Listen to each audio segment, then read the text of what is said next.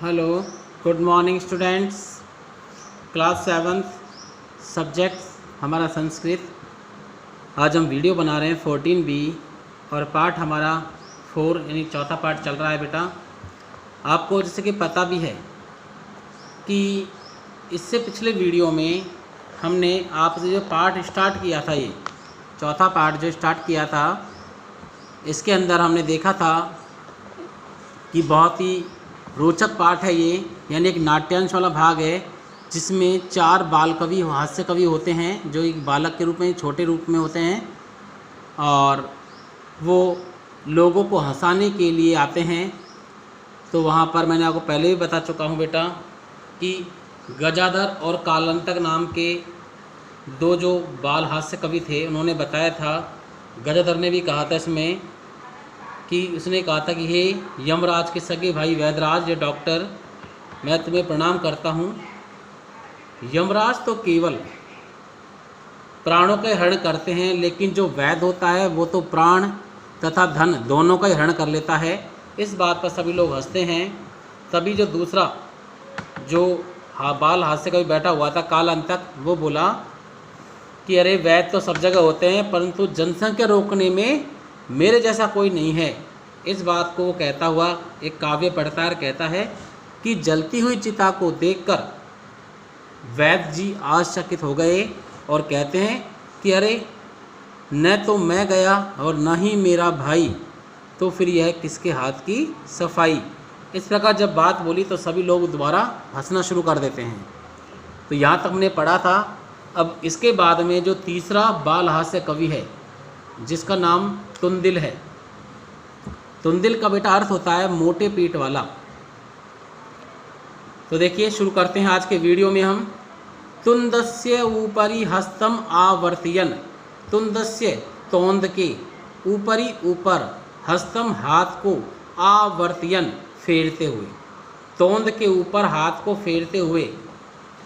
तुंदिल अहम भो, भो अरे अहम मैं, तुंदिल है तुंदिल हूँ यानी मोटे पेट वाला हूँ। ममापि मेरा भी, इदम यह काव्यम काव्य, श्रूयताम सुनो यह मेरा भी काव्य सुनो। जीवने धार्यताम च यानी और, जीवने जीवन में, धार्यताम धारण करो और जीवन में धारण करो।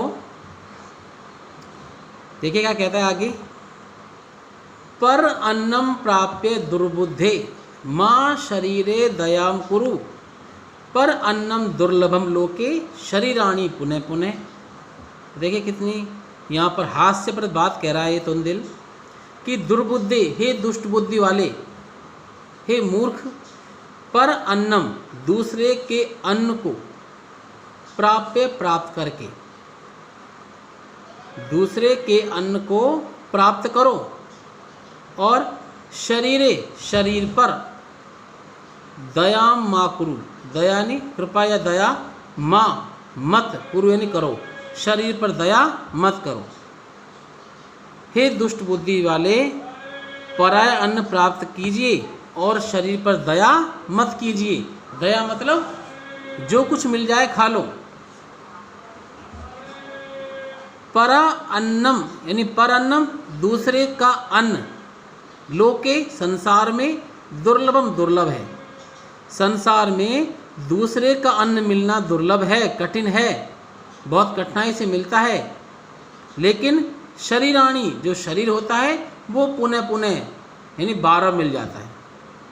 यानी तुंदिल यहाँ कहता है कि हे मूर्ख बुद्धि वाले, हे दुष्ट बुद्धि वाले व्यक्ति, दूसरे के अन्न को प्राप्त करो और शरीर पर दया मत करो, क्योंकि संसार में दूसरे का माल या दूसरे का अन्न मिलना तो बहुत कठिन है, लेकिन शरीर तो 12 मिलता रहता है। इसलिए शरीर की चिंता मत करो, सिर्फ दूसरे के अन्न पर ध्यान रखो, यानी कि अपने अनुसार या अपनी इच्छा अनुसार भोजन करो।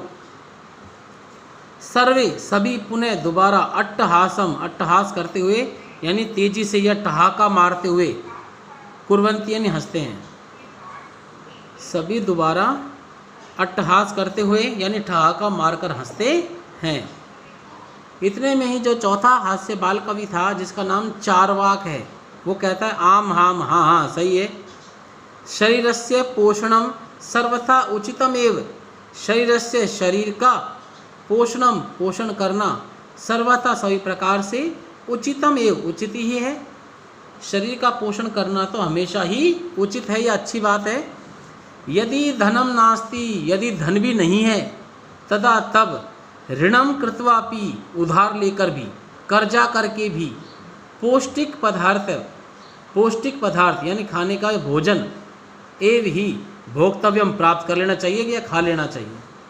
यानी चार्वाक कवि कहता है कि शरीर का पोषण करना तो हमेशा भलायुक्त होता है। अगर धन भी नहीं है तो भी कर्जा लो और कर्ज या उधार लेकर भोजन प्राप्त करो, यानी शरीर का पोषण करना चाहिए।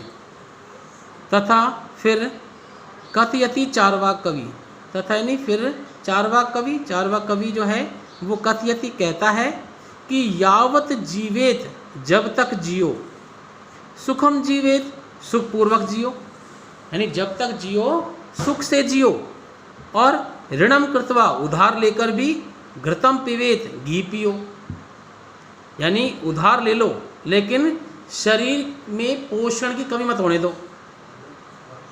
तो यहाँ कवि ये कहना चाहता है कि आप जब तक जियो सुख से जियो और उधार लेकर भी घी पीना चाहिए या घी पियो। कवि का तात्पर्य यहाँ पर है कि चाहे कोई भी कंडीशन हो, कोई भी शर्त हो, कैसी भी स्थिति हो, शरीर का पोषण करना सबसे पहले जरूरी है, उसके बाद अन्य कार्य। तो इस प्रकार यहाँ पर ये चार्वाक कवि लोगों को हंसाने के लिए इस तरह का वार्तालाप या बातचीत करता है। तो देखिए बेटा, इसमें आपको ये समझ में आ चुका होगा। फिर यहाँ शब्दार्थ है, ये शब्दार्थ आपको CW कॉपी में करने हैं। इसके बाद में इसका जो हिंदी अनुवाद है ये आपको HW कॉपी में करना है।